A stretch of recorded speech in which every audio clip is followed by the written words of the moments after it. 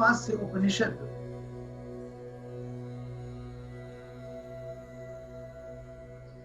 जो उपलब्ध उपनिषद हैं उनमें सबसे छोटे उपनिषदों में से एक है। कुल 18 श्लोक हैं और ये शुक्ल यजुर्वेद के कण्व शाखीय संहिता का 40वां अध्याय है और पिछले सत्र में हमने ईशावास्य उपनिषद के तमाम श्लोकों का अध्ययन किया, उसकी शब्दार्थ व्याख्या की और इस बात को समझा कि ईशावास्य उपनिषद की विशेषता अन्य उपनिषदों से भिन्न ऐसे है कि ये ऐसा उपनिषद है जो वेदों के मंत्र संहिता में प्राप्त होता है। अब जैसा मैंने आपको पिछले तमाम सत्रों में अवगत कराया था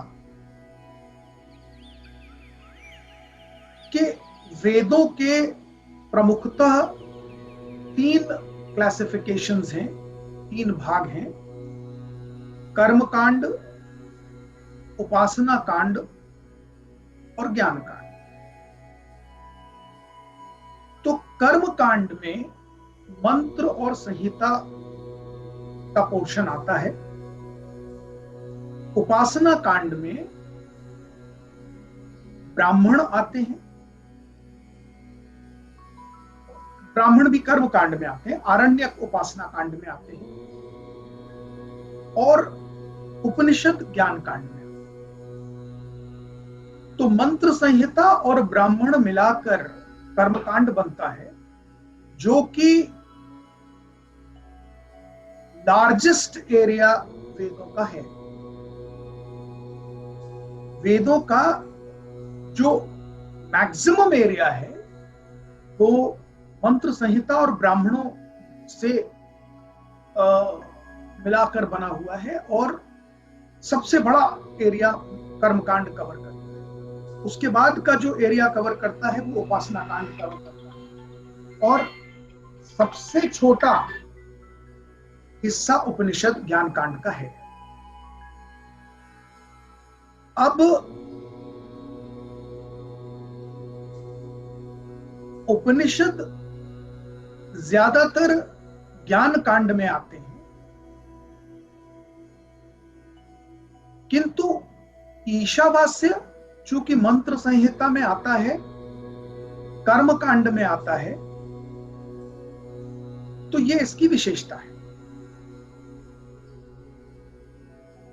किंतु कर्म कांड में ईशावास्य उपनिषद के मंत्र एवं श्लोकों का उपयोग नहीं होता है। कर्म कांड में इन श्लोकों का उपयोग नहीं होता है क्योंकि इसकी जो सब्जेक्ट मैटर है वो ज्ञान कांड का है। तो ये एक विशेष बात है जो सामने आती है।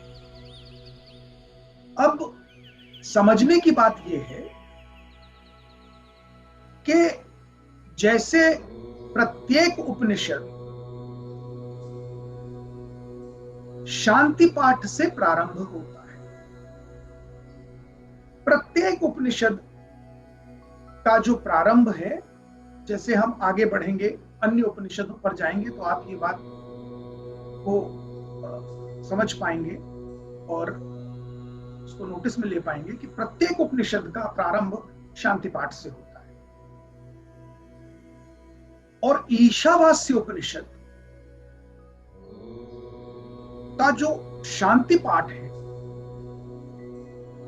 वो इतना महत्वपूर्ण है कि जो मैंने वेदों के महावाक्य आपको 4 बताए थे, उनका भी जो मुख्य श्लोक है, जो जिसमें सब कुछ समाहित है, वो ईशावास्य का शांति पाठ है। और जो मैंने पिछले सत्र में आपको अवगत कराया था कि ओम पूर्णमदः पूर्णमिदं पूर्णात् पूर्णम् उदच्यते पूर्णस्य पूर्णमादाय पूर्णम एव अवशिष्यते। और ये जो श्लोक है, ये समझ लीजिए कि ये समस्त वेदों का निचोड़ है। इतना महत्वपूर्ण श्लोक, इतना महत्वपूर्ण मंत्र है, क्योंकि जो ये बात कन्वे करता है वो समझने की है। पूर्णम अदः, अदः का अर्थ होता है वह सुप्रीम पावर, वह ब्रह्म, वह परमेश्वर, जिसे हम सारे सृष्टि का एनर्जी पॉइंट मानते हैं। तो पूर्णम अदः, यह जो सृष्टि का कर्ता धर्ता है, सृष्टि का जो एनर्जी पॉइंट है, वह अपने आप में पूर्ण है।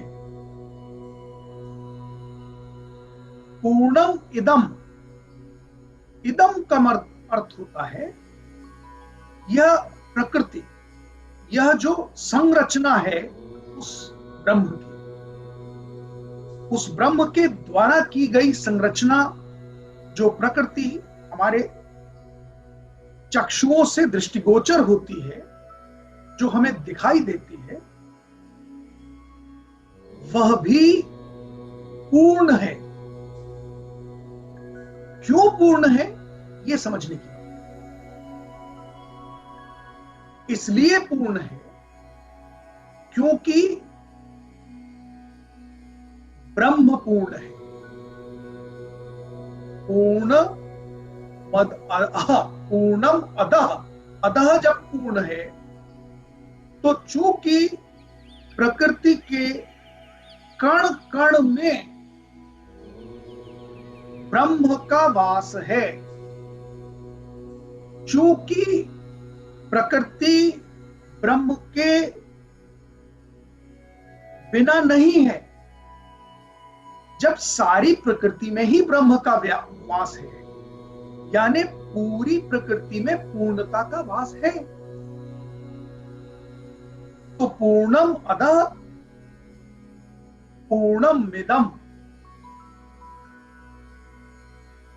पूर्णस्य पूर्ण, ओम पूर्णमदः पूर्णमिदं पूर्णात् पूर्णम उदच्यते।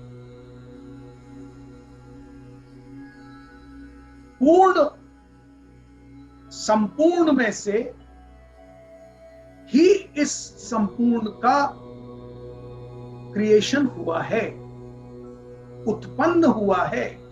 उदच्यते अर्थात उत्पन्न होना। उस परम ब्रह्म, पूर्ण परम ब्रह्म से यह परम ब्रह्म, यह पूर्ण प्रकृति उत्पन्न हुई है, अतः यह प्रकृति भी पूर्ण है। और पूर्णस्य पूर्णमादाय पूर्णम एव अवशिष्यते, पूर्ण में से पूर्ण निकलने के बाद भी बचा हुआ भी पूर्ण है। पूर्ण में से पूर्ण यदि निकाल लिया है तो जो कुछ बच गया है वह भी पूर्ण। अब इसका मतलब समझिए, क्योंकि वह परिपूर्ण इतना सक्षम है कि उसमें से निकाला हुआ जो प्रकृति का अंश है, वो निकालने के बावजूद प्रकृति भी पूर्ण है और बचा हिस्सा भी पूर्ण है। जैसे मैंने आपको उदाहरण देकर समझाया था कि अग्नि में से, जलती हुई अग्नि में से, दिए की अग्नि में से एक और दिए को जब आप प्रज्वलित करते हैं तो दोनों दियों की लौ पूर्ण होती है। पहले जलते हुए दिए की लौ अपने आप में पूर्ण है, उसमें से निकाली हुई अग्नि से जलाया हुआ दूसरा दिया भी जब प्रज्वलित होता है तो उसकी लौ भी अपने आप में परिपूर्ण है। जबकि दूसरे दिए की अग्नि पहले दिए से निकाली हुई है, उदच्यते, उत्पन्न हुई है। पहले दिए से ही दूसरे दिए की ज्योति उत्पन्न हुई है। किंतु क्या हम ये कह सकते हैं कि पहले दिए की जो ज्योति है वही पूर्ण है और दूसरे दिए की ज्योति परिपूर्ण नहीं है? दोनों दियों की ज्योति अपने आप में परिपूर्ण है, जबकि दूसरे दिए की ज्योति पहले दिए की ज्योति से ही उत्पन्न हुई है, उदच्यते। और कमाल की बात यह है कि इस पूर्ण रूप की दूसरे दिए की ज्योति को जब हमने पहले दिए की ज्योति से उत्पन्न किया है, निकाला है, तब भी पहले दिए में जो बची हुई ज्योति है वह भी परिपूर्ण है। वो कोई अधूरी नहीं हो गई, वो कोई कम नहीं हो गई, वो अपने आप में परिपूर्ण है। तो ये शांति पाठ हमें इस बात की ओर इंगित करता है कि हमें अपने जीवन को परम ब्रह्म से प्राप्त हुए, उत्पन्न हुए जीवात्मा को पहचानना है, स्वयं को आत्म साक्षात्कार करना है। जब हम आत्म साक्षात्कार करते हैं, स्वयं को पहचानते हैं, तो हम ये जानते हैं कि ये जो भौतिक शरीर है ये मैं नहीं, क्योंकि ये भौतिक शरीर स्वयं में परिपूर्ण नहीं है, ये विनाशवान है। इसकी एक सीमा है, एक सीमा के पश्चात ये समाप्त हो जाने वाला है। इसी प्रकार इस भौतिक शरीर के अंदर जो अंतःकरण है, जिसे हम सूक्ष्म शरीर कहते हैं, जिसमें इंद्रियों का वास है, जिसमें मन बुद्धि चित्त अहंकार का वास है, वह भी परिपूर्ण नहीं है, अधूरा है। क्यों अधूरा है? क्योंकि ये भी इस शरीर के साथ विनाशशील है, समाप्त हो जाने वाला है, ये साथ नहीं जाने वाला है, ये अनंत नहीं है। तो अनंत क्या है? अनंत है वो आत्मा जो इस शरीर को चला रही है। वो आत्मा ही वो एनर्जी है जो इस शरीर में प्राण का संचार करती है। और वो आत्मा अविनाशी है, अनंत है, क्योंकि वही वो आत्मा है जो पूर्ण ब्रह्म से निकलकर उसका अंश हम में आया है। तो जैसे एक दीपक की ज्योति से दूसरा दीपक जलकर परिपूर्ण है, वैसे ही परम पिता परमेश्वर नामक ज्योति से जलकर, परम ब्रह्म से निकलकर जो आत्म रूपी प्रज्वलन रूपी दीपक हमारे अंदर प्रज्वलित है, वह भी परिपूर्ण है। और यदि हम आत्म साक्षात्कार के द्वारा स्वयं को सही मायनों में पहचान लेंगे, स्वयं को हम तब जान लेंगे कि ये शरीर में स्वयं नहीं हूं, ये अंतःकरण में स्वयं नहीं हूं।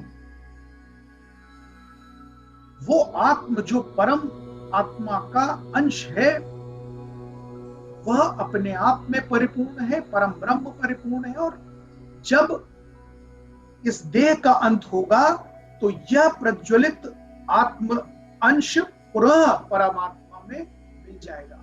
ये पूर्ण पुनः पूर्ण में मिलकर भी पूर्ण रहेगा। तो देखिए कितना बड़ा संदेश है, कितना बड़ा मैसेज है, कितनी समझने की बात है कि प्रत्येक आत्मा, प्रत्येक व्यक्ति, प्रत्येक मनुष्य जिसने जन्म लिया है वो अपने आप में परिपूर्ण है, उसमें कोई अधूरापन नहीं है, क्योंकि वो परम ब्रह्म का अंश है। अर्थात यदि स्वयं को पहचान ले तो वही परम ब्रह्म है, क्योंकि परम ब्रह्म का वह अंश भी अपने आप में परिपूर्ण है, संपूर्ण है।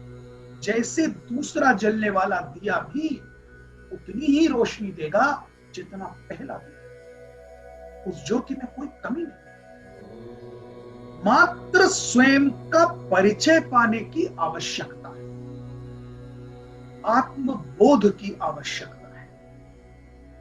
और आत्मबोध का मार्ग प्रशस्त करते हैं ये उपनिषद, ये वेद,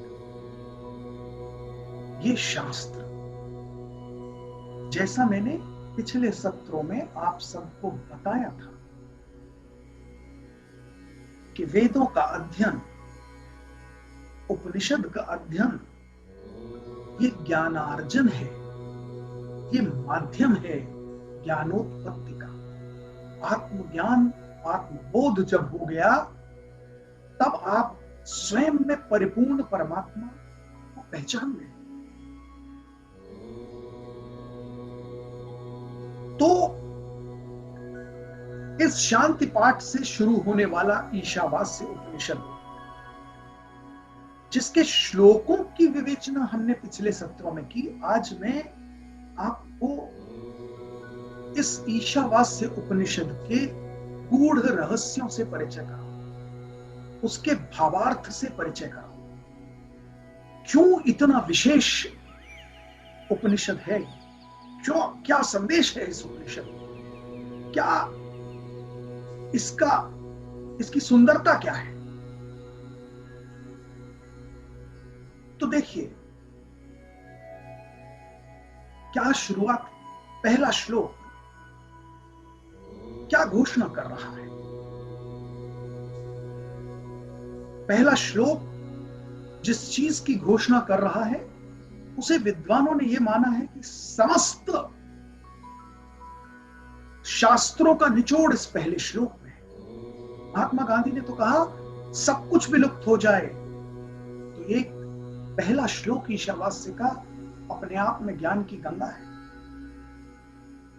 ईशावास्यम इदम सर्वम यत् किंच जगत्याम जगत तेन त्यक्तेन भुंजीथा माग्रधः कस्य सिद्धनम। अर्थात यह समस्त चराचर जगत जिसमें भी प्राण का अवशेष है, जो कुछ आपके भौतिक चक्षुओं से दृष्टिगोचर है, जो कुछ चलायमान है, यह समस्त ब्रह्मांड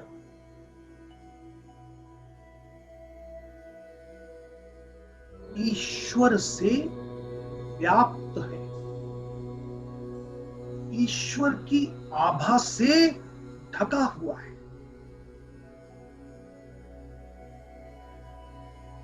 ईशावास्य अर्थात सब में ईश्वर का वास है, हर कण में ईश्वर ही व्याप्त है। इदम सर्वम, ईशावास्य इदम सर्वम, यहां जो कुछ है सब कुछ इस जगत में और इस जगत के परे, जगत्याम जगत, सब कुछ ब्रह्म से व्याप्त है। तेन त्यक्तेन भुंजीथा, इस बात को भूले बिना, इस बात से दृष्टि हटाए बिना, without being oblivious to this truth,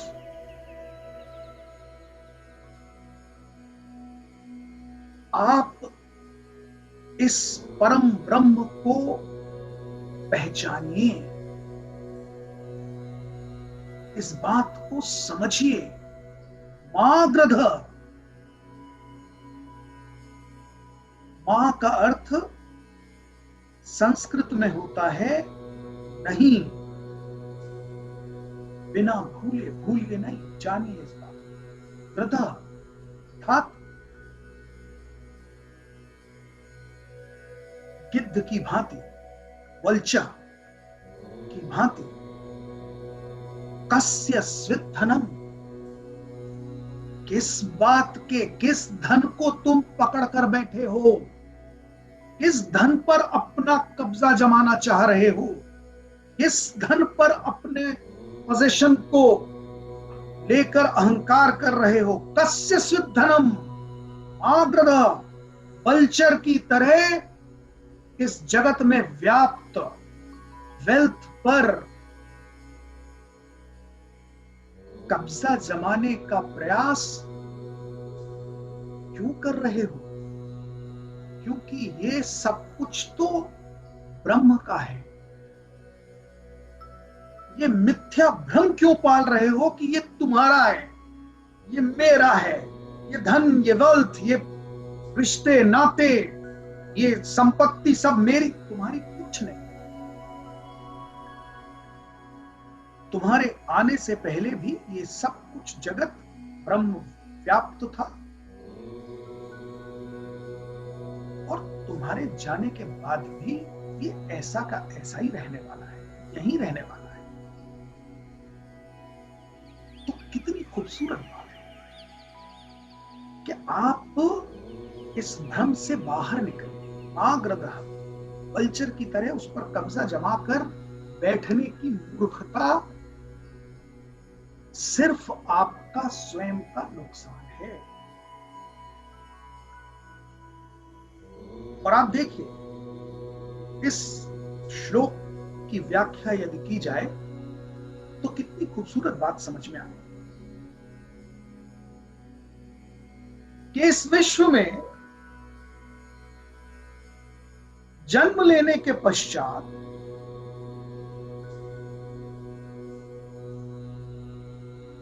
आपका सबसे बड़ा दुश्मन कौन है? कौन है आपका शत्रु? अब बात को समझिए, इसी पहले श्लोक की व्याख्या करके आपको बता। आप चारों तरफ निगाहें दौड़ाते हैं, आप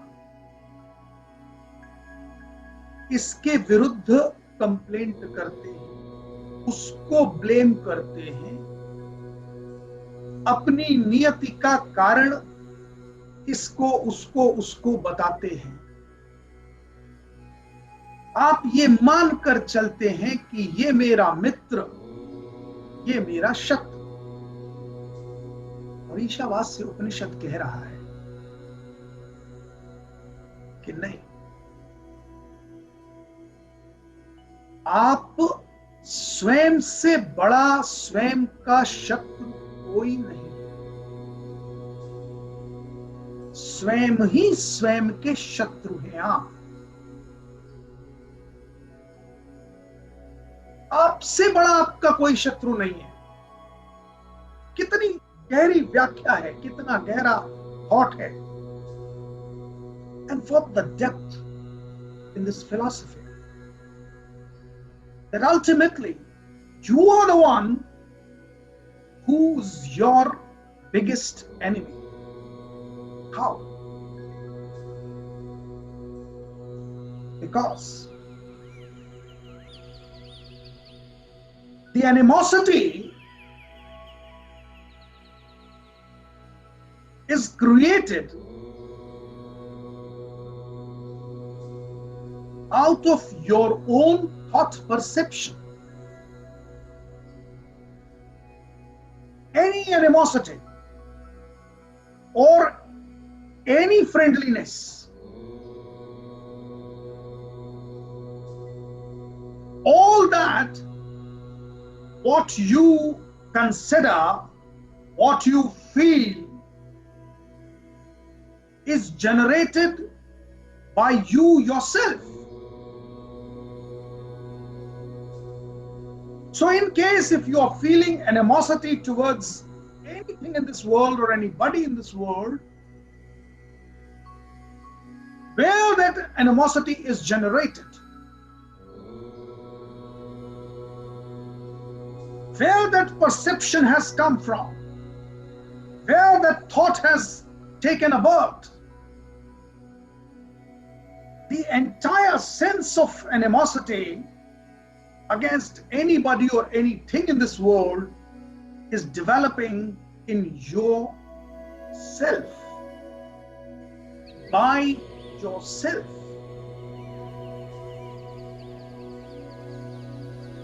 Because the perceptions which you create or which you develop, the thought process which you possess, is your own generating. And the way you react to a situation indicates or demonstrates your personality.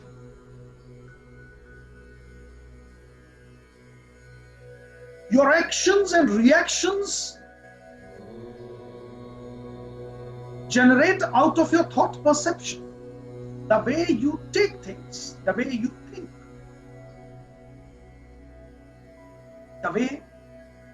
that is the way you behave.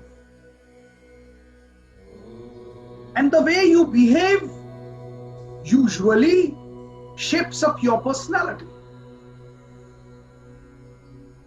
Now see a situation. I'll give you an example. If you are traveling in a first class compartment of a train after purchasing a valid ticket, and suddenly somebody of authority, being totally unfair to you, throws you out of that compartment despite having a valid ticket,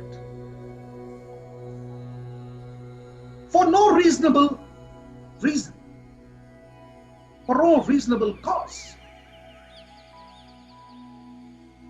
Ordinarily, a man would react and fight.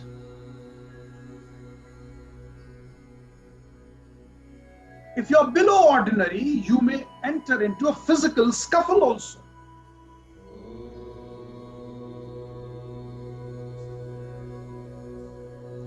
But in the same situation, an extraordinary man sat on the platform and took a resolve to demolish the entire empire, who is driven out of this thought that simply because of the color of the skin, a person having a valid ticket cannot travel in a first class compartment. and he did so.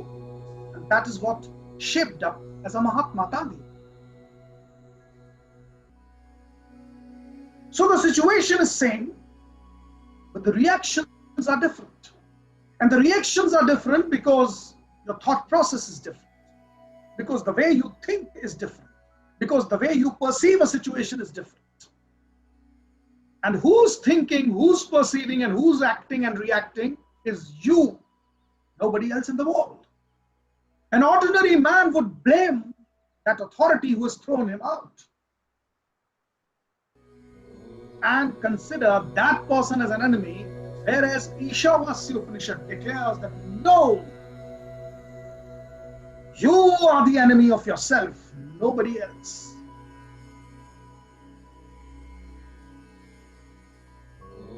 एक और उदाहरण देता हूं, छोटी सी बात समझिए। हमने आपने सबने स्कूल में पेंसिल का उपयोग किया हो,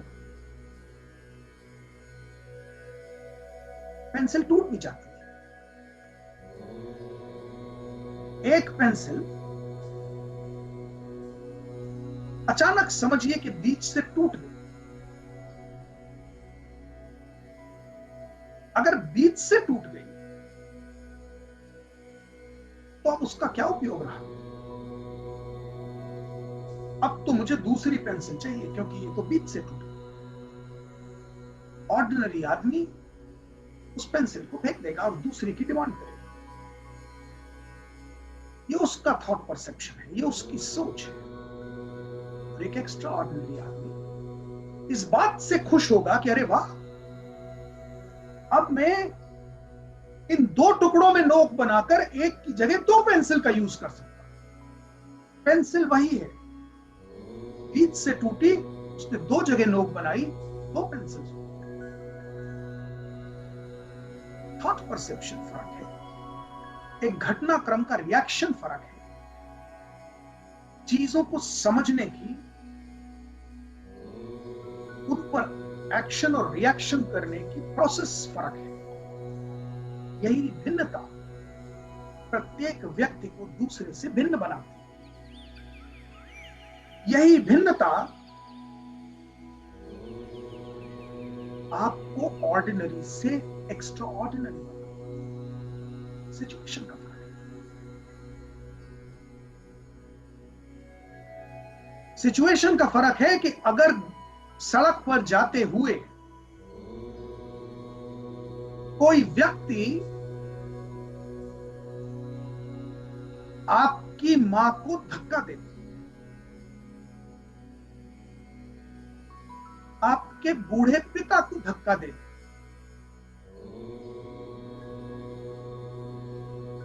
और वो सड़क पर गिर पड़े, उनके सिर से खून निकलने, क्या रिएक्शन होगा आपका?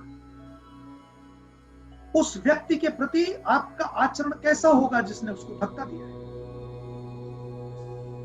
बहुत सिंपल सी बात है, आप उससे लड़ पड़ेंगे, शोर मचाएंगे, गाली गलौज करेंगे, हो सकता है फिजिकल स्कफल तक उतर आए। यही घटनाक्रम है। और देखिए रिएक्शन भिन्न है, क्योंकि एक आदमी कह रहा है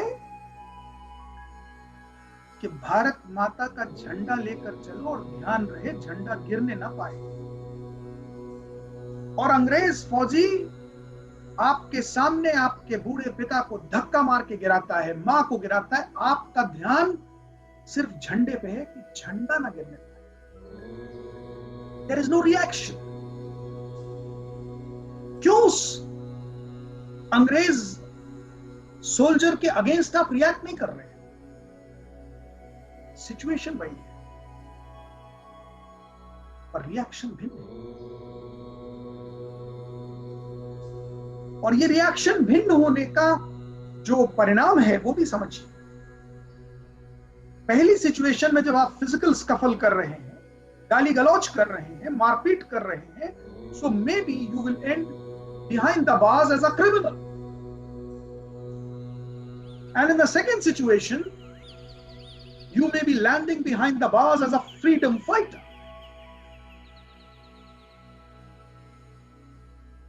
तो ये ईशावास्य उपनिषद समझा रहा है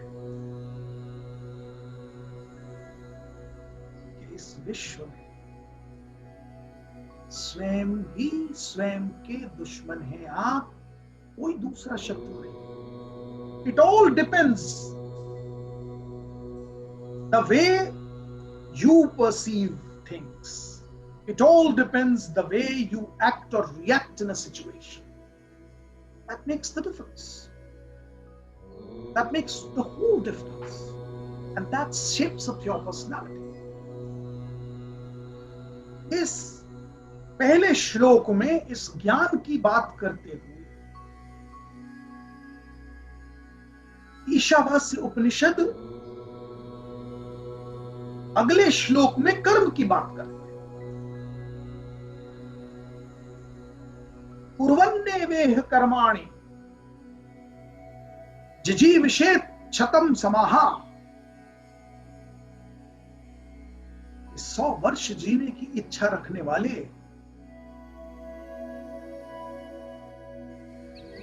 सारे कर्म, जो कुछ एक्शन तुम अपने जीवन में कर रहे हो, वे सारे कर्म should be dedicated to Brahma. अर्थात कितनी खूबसूरत बात कही गई है।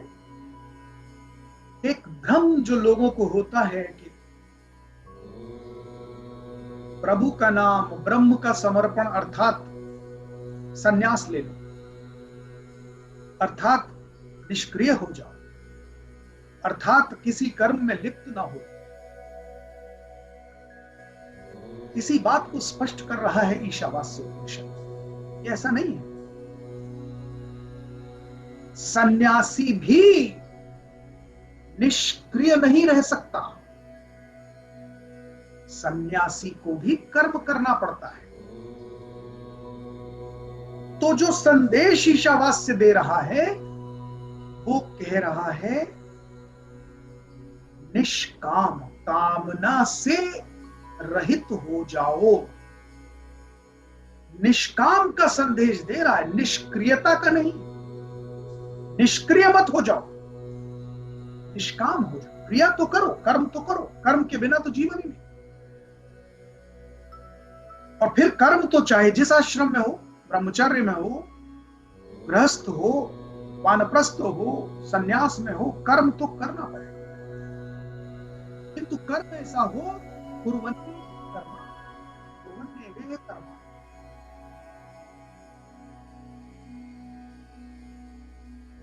और आगे क्या कहता है? एवं त्वयि नान्यथे तो अस्तु न कर्म लिप्यते नरे। बिना कर्मों में लिप्त हुए परम ब्रह्म की प्राप्ति नहीं हो सकती। एवं त्ययि नान्यथे तो अस्तु, कोई और मार्ग है ही नहीं, कोई मार्ग नहीं। यही एकमात्र मार्ग है। निष्क्रिय मत हो जाओ, कर्म करो, किंतु प्रत्येक कर्म में कामना का अभाव है। प्रत्येक कर्म में ब्रह्म के प्रति समर्पण। As if I am assigned this job and this job I'm performing for you. It's simply that.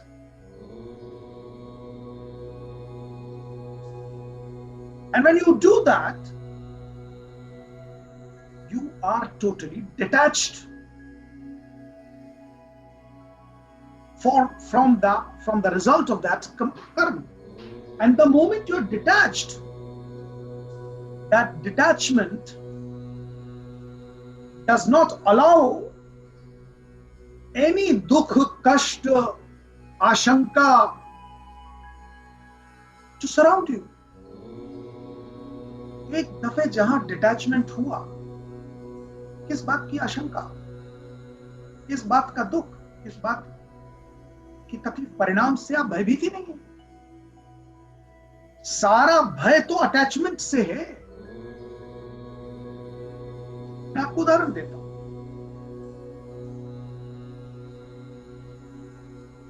आप अपनी कार से यात्रा करते हैं तो भयभीत हैं कि कहीं स्क्रैच ना लग जाए, कहीं कोई डैश ना कर दे। और वही टैक्सी में यात्रा करते हैं तो निश्चिंत बैठे, डैश लगे, स्क्रैच हो, मुझे क्या मतलब है। मुझे तो मात्र टैक्सी का फेयर चुकाना है, गंतव्य पर उतर जाना है। इस टैक्सी का जो होना है वो मुझे कोई लेना देना नहीं। आप निश्चित, टैक्सी को छोड़कर आप बड़ी आसानी से जिस कार्य के लिए आए चले जाते हैं, पर स्वयं की कार है तो पार्क करने के बाद भयभीत होते हैं कि कहीं कोई टो ना कर ले, कहीं कोई चोरी ना कर ले, कहीं कोई ले ना जाए। तो ये भय अटैचमेंट से है, क्योंकि स्वयं की कार से आपका अटैचमेंट है, टैक्सी से अटैचमेंट नहीं है, मात्र गंतव्य तक पहुंचने का एक साधन है। स्वयं की कार को गंतव्य तक पहुंचने का साधन नहीं मानते आप, उससे अधिक मान लेते, उससे स्वयं को कनेक्ट कर लेते।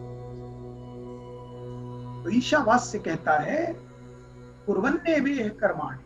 अरे भाई, अटैचमेंट का कर्म करो ना। निष्क्रियता नहीं सिखा रहा है, निष्कामना सिखा रहा है। The moment you detach yourself, all भय, all fear goes. किसी नुकसान का कोई डर नहीं, चोरी जाने का कुछ डर नहीं। जब आप डिटैच होते हैं तब आप बलशाली होते हैं, तब आप स्वयं को पहचानते हैं, स्वयं की शक्ति को जानते हैं, परम ब्रह्म का अंश अपने अंदर प्राप्त करते हैं। और इस प्रकार 100 वर्ष भी जीना पड़े तो न कष्ट है, न दुख है, न समाप्त, किसी प्रकार की कोई भाव आपके अंदर भयभीत करने का उत्पन्न नहीं। आगे ईशावास्य कहता है असुर्या नाम ते लोका अंधेन तमसा आवृता।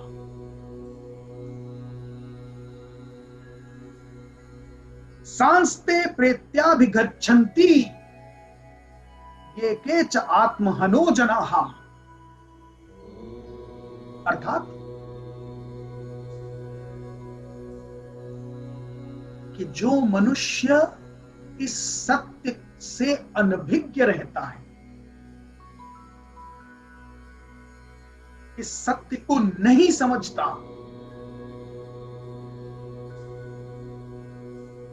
कि मात्र कर्म करना है, कामना नहीं करनी है, उसके लिए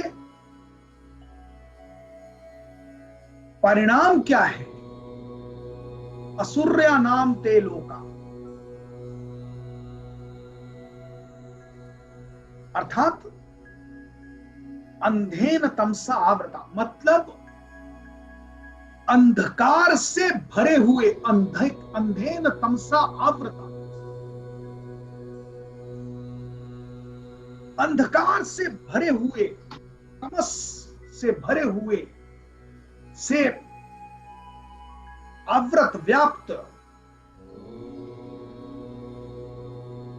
असुरों के समान लोक, यानी योनिया, लोक अर्थात मल्टीपल योनिया, कीड़े मकोड़े, सांप बिच्छू, जानवर, नभचर, जलचर, थलचर, इन्हीं योनियों में वो व्यक्ति भटकता रहता है, क्योंकि उसका स्वयं का परिचय नहीं हो रहा, वो स्वयं की शक्ति को जान ही नहीं रहा, वो तो अंधकार में भटक रहा है। असुर्या नाम ते लोका अंधेन तमसा आवृता, वहीं भटक रहा है और उसी चक्र में घूम रहा है, बाहर निकलने का कोई प्रयास ही नहीं, क्योंकि वो अपने उस अंधकार को दूर ही नहीं करना चाहता, वो कर्मों में और कामनाओं में लिप्त है। वो स्वयं की शक्ति को पहचानना नहीं चाहता, वो अपने अंदर के एनर्जी को, वो अपने अंदर परम ब्रह्म परमेश्वर के अंश को समझना नहीं चाहता।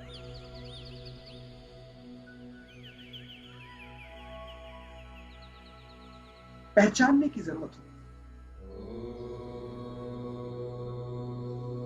एक आदमी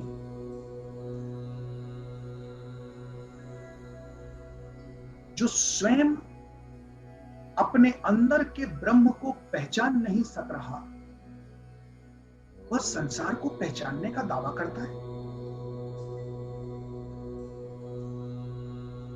वो कहता है मैं ये भी जानता हूं, मैं वो भी जानता हूं। तो ज्ञान की व्याख्या भी ईशावास से करता है। हम आगे पहुंच रहे हैं, बताते हैं कि ज्ञान की परिभाषा ईशावास से उपनिषद देता है कि क्या विद्या, क्या अविद्या।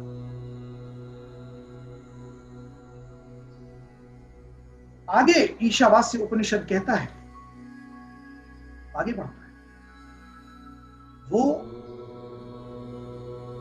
आपको इस बात से अवगत कराता है कि ब्रह्म आखिर है क्या। क्योंकि कई बार आपको यह बात परेशान करती है, ब्रह्म क्या है। आप में से कुछ लोगों ने पिछले सत्रों में यह प्रश्न भी किया है कि आखिर ब्रह्म है क्या।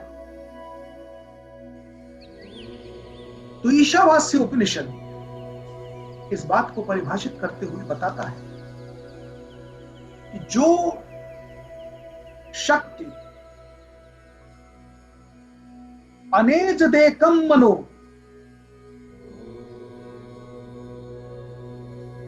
जवीयो, अनेज देकम मनोजीव जवीयो,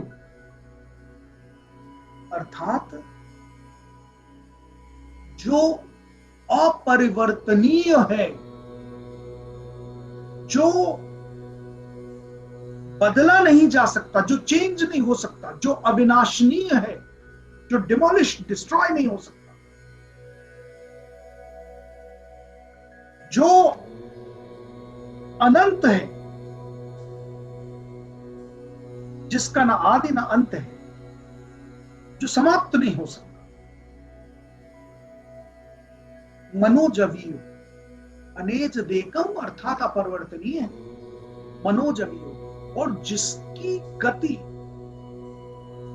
मन से भी तीव्र है। अब इस बात को समझिए, मन से तीव्र अर्थात क्या है। मैंने पिछले सत्र में भी बताया था आपको इस बात को कि तीव्र गति से चलने वाला, साउंड, साउंड से तेज, लाइट, लाइट से तेज मन, कहीं भी मन भटकता है। एक ही स्थान पर बैठे बैठे मन विश्व के दूसरे कोने में पहुंच जाता है। मन का स्वभाव है चंचलता, भटकता है। किंतु मन से तीव्र गति से चलने वाला ब्रह्म है।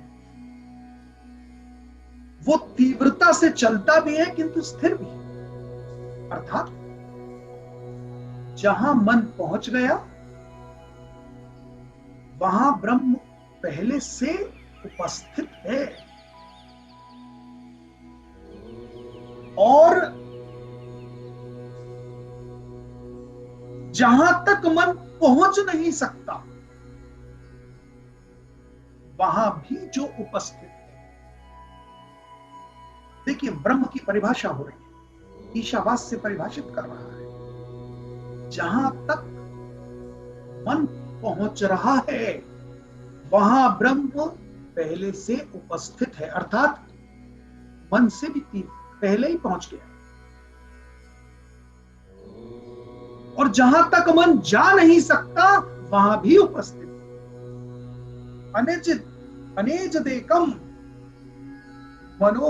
मनसो जवीयो, अनेज देकम मनसो जवीयो। और कमाल की बात देखिए कि तदेजति तन्नेजति तद्दूरे तद्वंतिके। वो एक ही समय में स्थिर भी है और चलायमान भी है। एक ही समय में वह दूर से दूर भी है और आपके स्वयं के इतने पास है कि आपके हृदय में है।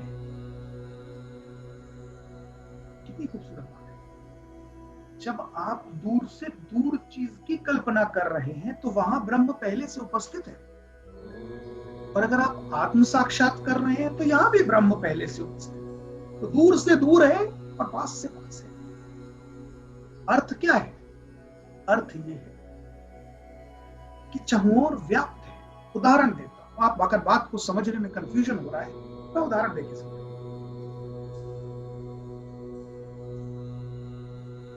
आपकी दृष्टि जहां तक जा रही है वहां तक सूर्य का प्रकाश दिखाई दे रहा है। गाड़ी उठाकर चल पड़िए, जहां तक जाएंगे वहां भी सूर्य का प्रकाश पहले से उपस्थित है।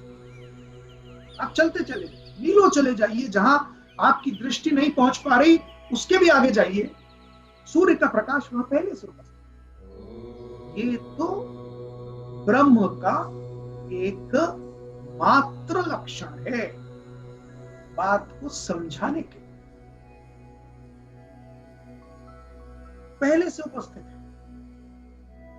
आप जहां खड़े हैं वहां पर सांस ले रहे हैं, वायु का सेवन कर रहे हैं, चल पड़िए, विश्व के किसी कोने में पहुंच जाइए, वायु पहले से उपस्थित है। किसी भी गति से जाइए, कार से जाइए, एरोप्लेन से जाइए, रॉकेट से जाइए, वायु पहले उपस्थित है। वहां भी वैसे ही वायु का सेवन कर रहे हैं, सांस ले रहे हैं, आप सक्षम हैं। एक ही समय में प्रत्येक जगह उपस्थित है और एक ही है। कमाल है कि नहीं? एक ही है और अनेक भी है, प्रत्येक जगह भी उपस्थित है। यही ब्रह्म है। और आगे ईशावास्य हमें समझाता है कि जिस मनुष्य को इस बात का ज्ञान हो गया, उसकी जो परिणति है, जो उसका परिणाम है,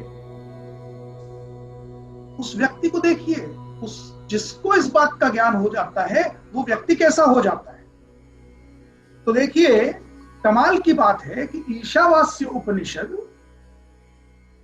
चौथे और पांचवें श्लोक में ब्रह्म को परिभाषित कर रहा है। छठे, सातवें, आठवें श्लोक में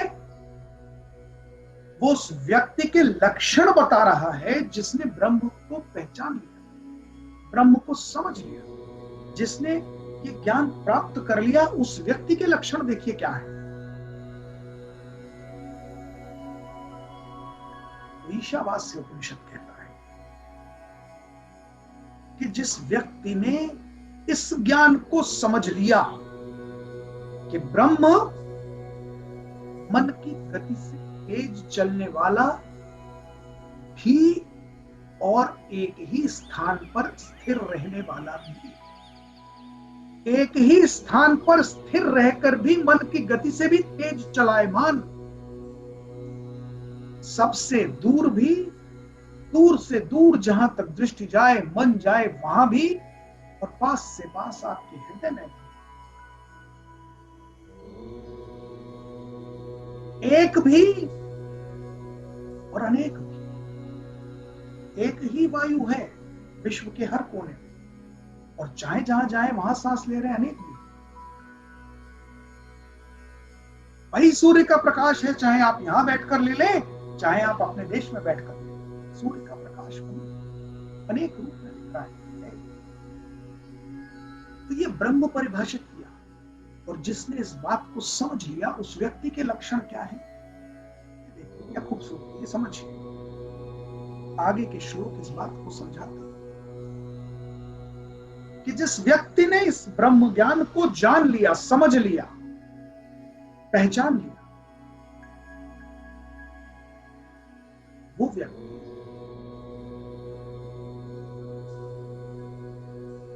प्रत्येक व्यक्ति में,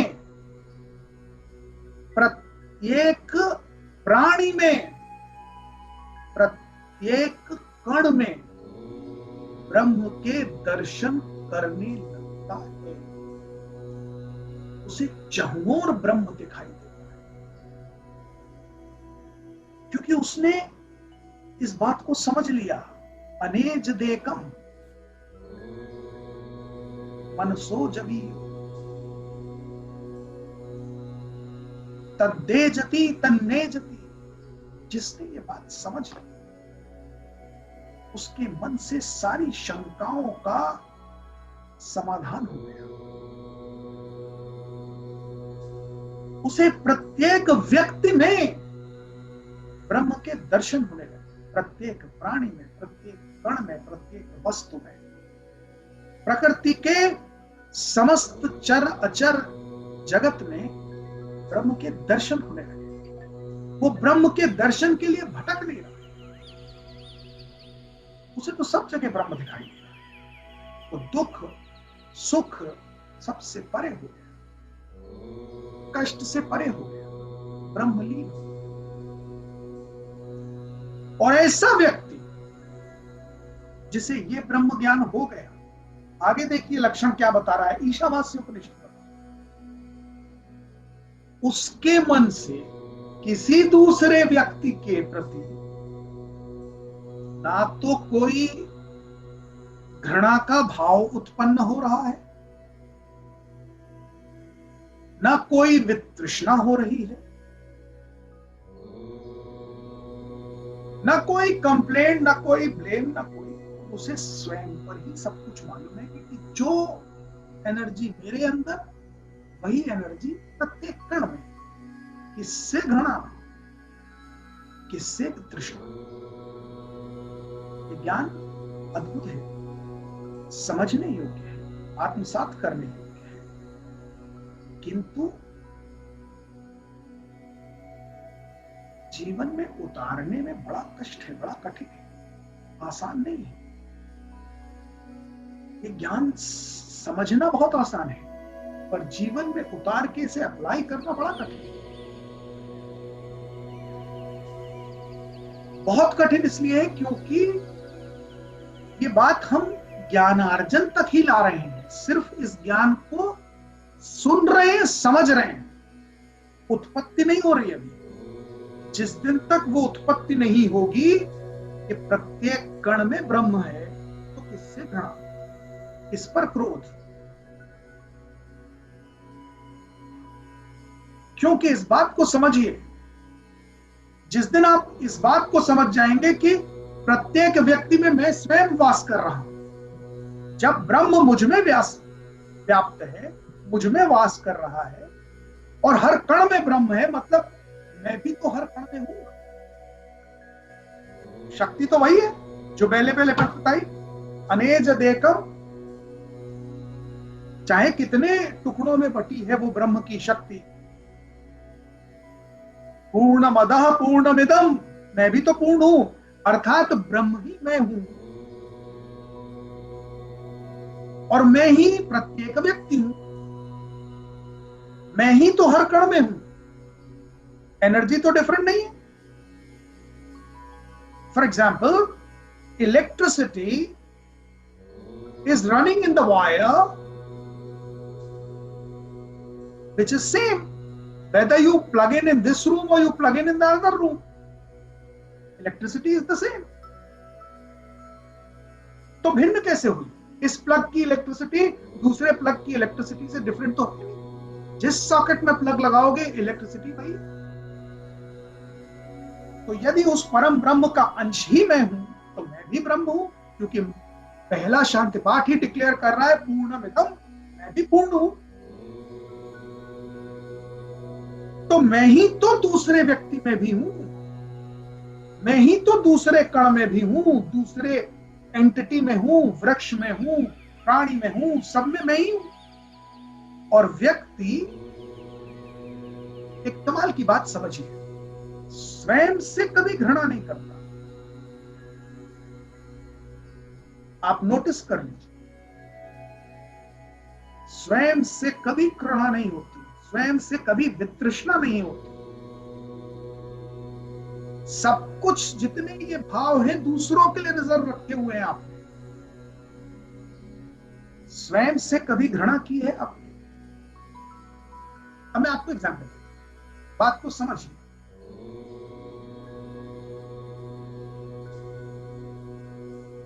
हम सब ये जानते हैं और आज तक मैं अर्थात मेरा शरीर, इस भौतिक शरीर को यदि आप मैं माने बैठे हैं, क्योंकि इसी से आप अपने आप को आइडेंटिफाई करते हैं। टेंजिबल तो यही भौतिक शरीर है, आत्मा तो आपने देखी नहीं है, मन तो आपने देखा नहीं है, अंतःकरण तो आप जानते नहीं है, तो आप अपना परिचय इस भौतिक शरीर से देते हैं। यही शरीर ही आप अपने आप को मानते हैं और इस शरीर से आपको घृणा कभी नहीं होती। आप इस बात को जानते हैं कि इस शरीर के अंदर जो कुछ भी है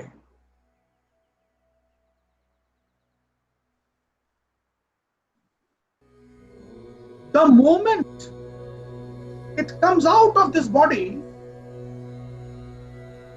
वो घृणास्पद हो जाता है।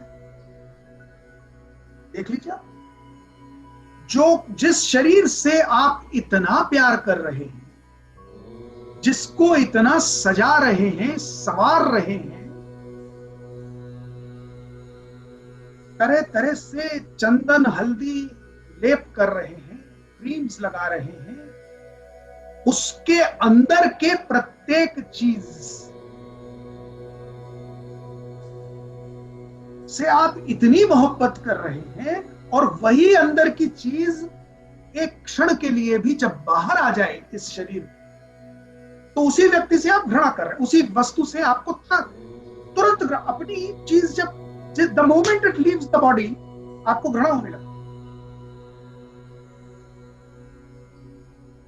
आप ही के शरीर के अंदर इस क्षण भी प्रत्येक शरीर में रक्त भी उपस्थित है,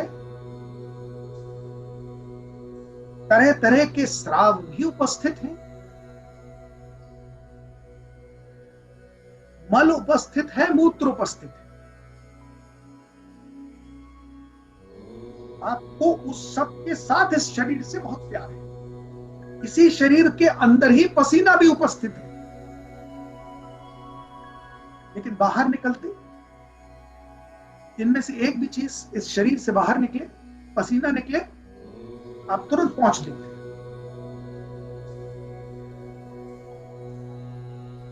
मल मूत्र का त्याग करते ही तुरंत उससे घृणा होती है, पानी में बहा दो, दूर करो।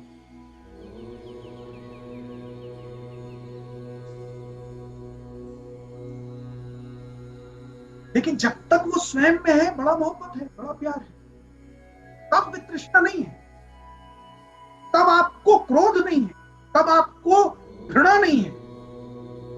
जब तक वो आपका पार्ट है, मैं हूं, स्वयं हूं, तब तक बहुत प्यारा हूं। मुझसे मेरा ही अंश भी जैसे त्याग करके निकला, मुझे घृणा उत्पन्न। तो तात्पर्य ये है कि स्वयं से घृणा नहीं हो। घृणा तो जब हम ये मानते हैं कि ये दूसरी चीज है, ये मुझसे भिन्न है, ये मुझसे अलग है, तो मुझे किसी भी चीज से घृणा हो।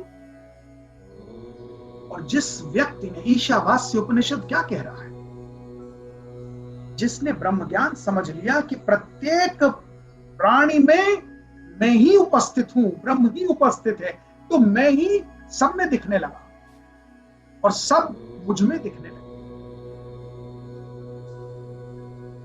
तो कहां घृणा रहेगी? जैसे ही दूसरा व्यक्ति भी मेरा पार्ट बन गया, जैसे ही मैं सामने वाले से आइडेंटिफाई हो गया, तो घृणा का भाव खत्म हो गया। वह भी तो मैं ही हूं। जब वह भी मैं हूं, वह वस्तु भी मैं हूं, वह व्यक्ति भी मैं हूं, घृणा नहीं होती। क्योंकि घृणा तो तब होती है जब मैंने किसी भी चीज को स्वयं से अलग कर दिया। अलग करते ही घृणा का भाव उत्पन्न हो गया। अलग होते ही तो मैंने ये समझ लिया ना कि वो अलग, मैं अलग, और जहां मैं अलग, यही चीज तो आप प्रतिदिन आज भी अपने जीवन में कर रहे हैं। दूसरे प्राणी, दूसरे व्यक्ति को तो छोड़िए, आपने तो ब्रह्म को भी दूर अपने से अलग समझ लिया है। आप समझते हैं ब्रह्म कोई दूसरी एंटिटी, मैं कोई दूसरा है, मैं अलग, ब्रह्म अलग। जब एकाकार ही नहीं हुए तो ब्रह्म से प्यार कैसे हुआ? प्यार तो स्वयं को करते हैं।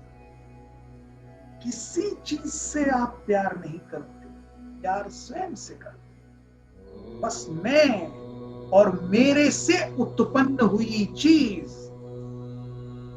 मैं और मेरे पोजेशन की चीज, मेरे ओनरशिप की, उसी से मुझे प्यार। मेरी गाड़ी, मेरा घर, मेरे बच्चे, मेरा ये, मेरा वो, मैं ही मैं हूं बस। And that is where Ishavasya declares, dissolve this man. Recognize everywhere the entity of Brahma. The moment your thought process, your perception expands, the expansion is to that level. Everywhere you start witnessing Brahma. And the moment you do so, everything becomes lovable to you. Nothing is मैं, मेरा, and rest other, तेरा और मुझे क्या लेना देना. That bhav is because we are venturing, moving, and surrounded by अंधेन तमसा आवृता. इस अंधकार से, इस अज्ञानता से आभूषित होकर हम घूम रहे हैं और तमाम चीजों से हम इसलिए अटैच्ड हैं क्योंकि ये मेरा है. जब तक हमारे शरीर के अंदर वो पसीना है तो मेरा है, बाहर निकलते ही मेरा नहीं बचा, ये तो मैंने त्याग दिया, तो घृणा उत्पन्न. इस शरीर के अंदर प्यार करने जैसा है क्या? प्रत्येक कण कण जैसे ही इस शरीर को त्यागता है, आपका अंश होते हुए भी आपको घृणा होने लगता है. और जिस को आप मेरा मेरा मेरा कर रहे हैं, जिस वस्तु को, जिस व्यक्ति को, अपने स्वयं के बच्चे को आप अपना अंश मानकर मेरा बेटा, मेरी बेटी, मेरा बच्चा करते जा रहे हैं, जिसको मेरा मेरा मेरा कर रहे हैं, वो भी आपके इस शरीर को और इस शरीर से उत्पन्न हुए उस व्यक्ति को, उसको सहेजने का कोई कारण नहीं बचता. जिस क्षण आपने पसीना त्यागा वो अलग हो गया, आपको घृणा हो गई. मलमूत्र त्यागा, आपको घृणा हो गई. उस समझिए जिस दिन प्राण ने, आत्मा ने इस शरीर को त्यागा, ये शरीर भी उतना ही घृणास्पद हो गया कि आपसे उत्पन्न आपका बेटा अग्नि को समर्पित कर देता है. और अग्नि समर्पण से पहले इस शरीर को अग्नि दाह संस्कार के लिए जैसे ही घर से बाहर निकाला जाता है, ज्ञान चक्षु खोलिए, जागिए. घर की शुद्धि की जाती है, घर को धोया जाता है, गंगा जल छिड़का जाता है, नया ये शरीर भस्म होने. वही शरीर है जिसे मैं करते हुए जीवन. इस शरीर के असली तत्व ब्रह्म को नहीं पहचाना, इस मांस मज्जा को शरीर मान के बैठे रहे. इस शरीर से उत्पन्न दूसरे शरीर को मेरा बालक, मेरा बच्चा, मेरा भाई, मेरा बहन समझ रहे। और जिस दिन प्राण ने इस शरीर को त्याग दिया, आत्मा ने इस शरीर को त्याग दिया, इस शरीर को बाहर निकाला जाता है। और बाहर घर से निकालते घर की सफाई, घर की शुद्धि। जिस घर को आप मेरा मेरा करते सजाते रहे, संवारते रहे, धोते पोंछते झाड़ते रहे, वह घर आपके प्रस्थान के पश्चात उस घर की शुद्धि की जाती है। यानी आपका शरीर कितना घृणास्पद है।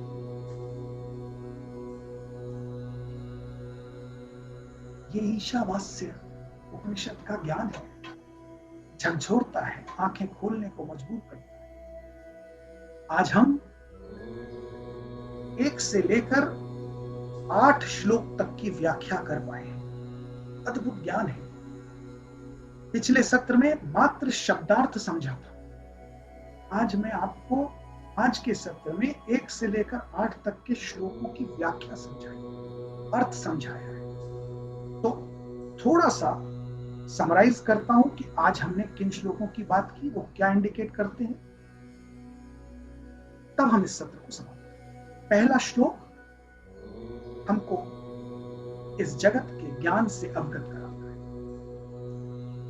पहला श्लोक ये डिक्लेयर करता है कि ईशावास्य इदं सर्वं, इस समस्त संसार में और सब कुछ चराचर जगत से लेकर जो कुछ है वो सब भगवान से व्याप्त है। और इसलिए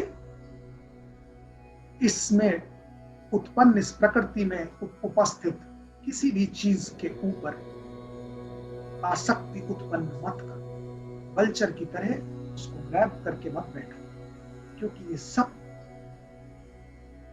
ब्रह्म व्याप्त है, ब्रह्म का ही है, तुम्हारा कुछ नहीं।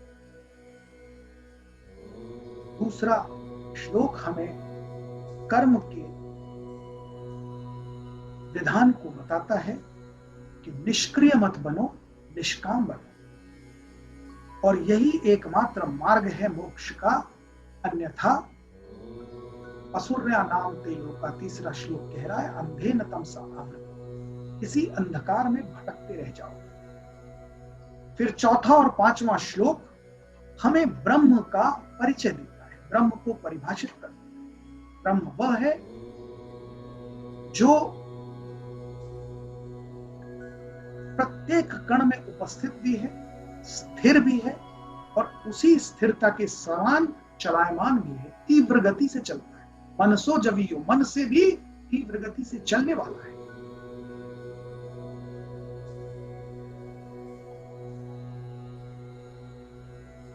तदेजितम तद्देदितम तन्नयजितम, अर्थात दूर से दूर भी है, पास से पास भी है। इस ब्रह्म का परिभाषित परिचय कराने के बाद 6वां, 7वां, 8वां श्लोक उस व्यक्ति के लक्षणों और विशेषणों और गुणों को बताता है जिसने इस ज्ञान को समझ लिया है। उस व्यक्ति को परिभाषित करता है कि जिसने इस ब्रह्म ज्ञान को समझ लिया, उसे किसी से न तो घृणा होगी, न किसी से तृष्णा होगी, न विद्वेष होगा, क्योंकि वह तो प्रत्येक कण में ब्रह्म के दर्शन करता है। वह ब्रह्मलीन हो गया है। वह यह जान रहा है कि प्रत्येक में मैं उपस्थित हूं और प्रत्येक मुझ में उपस्थित है, क्योंकि एनर्जी सोर्स वही है, एनर्जी वही है। सब में मैं हूं, मुझ में सब है। ये सार है, ये तत्व है 1 से 8 तक के श्लोक का। आज हम समय अभाव में, जो हमारे समय का अनुशासन है, उसमें 1 से 8 तक की व्याख्या कर पाए हैं। अगले सत्र में रेस्ट ऑफ द श्लोक की व्याख्या करेंगे और फिर हम अगले उपनिषद की ओर आगे बढ़ेंगे, प्रस्थान करेंगे और सत्रों में हम करेंगे। मुझे आशा है कि आज के सत्र में आपको आनंद आया होगा और कुछ विशेष गूढ़ रहस्यों से आपका परिचय हुआ। बहुत बहुत धन्यवाद।